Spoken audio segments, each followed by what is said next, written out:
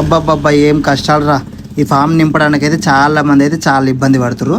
సింపుల్గా మనం నేర్చుకుందాం ఎట్లా నింపాలనేది. ప్లీజ్ ఈ వీడియో మాత్రం చాలా మందికి షేర్ చేయండి, చాలా మందికి అది యూజ్ అవుతుంది. ఇక ఈ ఫామ్ ఎట్లా నింపాలో చూద్దాం. ఓకేనా, గుర్తుపెట్టుకోండి, ఈ ఫాము మీరే నింపుతురు అనుకోండి. ఓకేనా, అర్థమైంది కదా, మీరే నింపుతురు అనుకోండి, మర్చిపోకండి.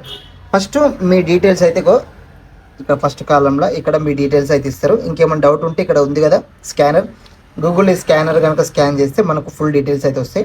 ఇవి మీ డీటెయిల్స్, ప్రస్తుతం ఉన్న డీటెయిల్స్. ఓకేనా, ఇక టాపిక్లోకి వెళ్దాం. నేను ఈ పేపర్ని 3 భాగాలుగా అయితే డివైడ్ చేస్తున్నా.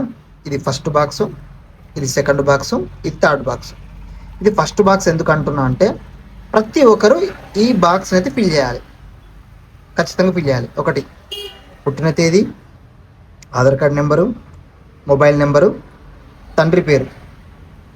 ఓకేనా, తండ్రి పేరు మర్చిపోకండి. వాళ్ళ ఓటర్ ఐడి నెంబరు, అలాగే తల్లి పేరు, తల్లి ఓటర్ ఐడి నెంబరు, అలాగే మ్యారేజ్ అయితే కనుక భార్య పేరు, వాళ్ళ ఓటర్ ఐడి నెంబరు.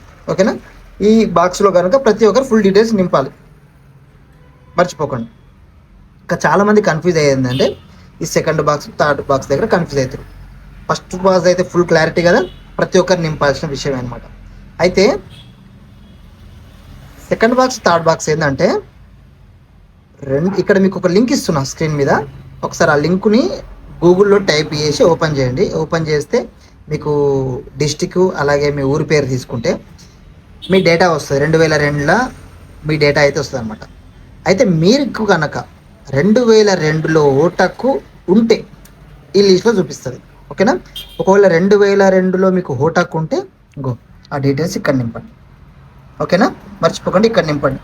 ఓటర్ పేరు, గుర్తింపు కార్డు పేరు, బంధువు పేరు అంటే ఓటర్ ఐడిలో డాడీ పేరు మమ్మీ పేరు ఉంటుంది, అది వాళ్ళు మీకు ఏమవుతారు, జిల్లా, రాష్ట్రము, నియోజకవర్గం పేరు.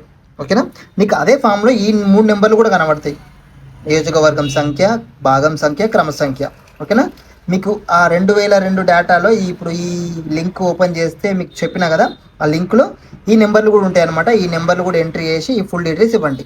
ఓకేనా, అప్పుడు ఏం చేస్తాం, 2002లో నీకు కనుక ఓటు హక్కు ఉంటే ఈ ఫామ్ ఇది, ఈ బాక్స్ రెండే నింపాలి. కథం అయిపోయింది.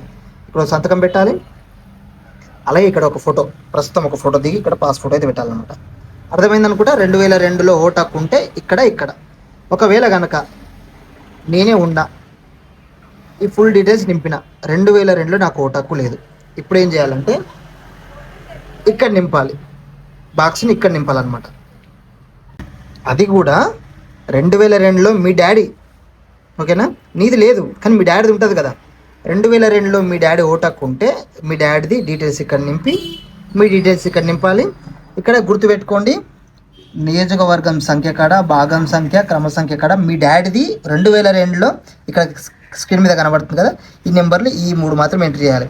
ఇక్కడ చూడండి, పేరు, నెక్స్ట్ ఓటర్ ఐడి నెంబరు, బంధువు పేరు అంటే దాంట్లో మీ డాడీ వాళ్ళ డాడీది అంటే మీ తాతది లేదా మీ నాయనమ్మదో అమ్మమ్మదో పేరు ఉంటుంది వాళ్ళది. నెక్స్ట్ మీ డాడీ డీటెయిల్స్ ఎంట్రీ చేసిన కాబట్టి ఇక్కడ తండ్రి అని, జిల్లా, రాష్ట్రం, నెక్స్ట్ నియోజకవర్గం పేరు రాయాలి. అర్థమైంది అనుకుంటా. సింపుల్ ఒకసారి మళ్ళీ చెప్పుకుందాం. ఒకటి, ఇక్కడ ఫుల్ డీటెయిల్స్ నింపాలి. 2002లో నీకు ఓటు హక్కు ఉంటే కనుక ఆ డీటెయిల్స్ ఇక్కడ నింపి ఇక్కడ మీ డీటెయిల్స్ నింపుతారు. ఒక 2002లో మీ ఓటు హక్కు లేకపోతే మీ డాడీది ఉంటుంది కాబట్టి మీ డాడీ డీటెయిల్స్ ఇక్కడ నింపి, ఒకవేళ మీ డాడీది లేకపోతే మీ తాతదో మీ నాయనమ్మదో నింపి ఇక్కడ మీది నింపాలి. ఇంతే, సింపుల్. ఓకేనా, ఇది ఖచ్చితంగా చాలామంది యూజ్ అవుతుంది.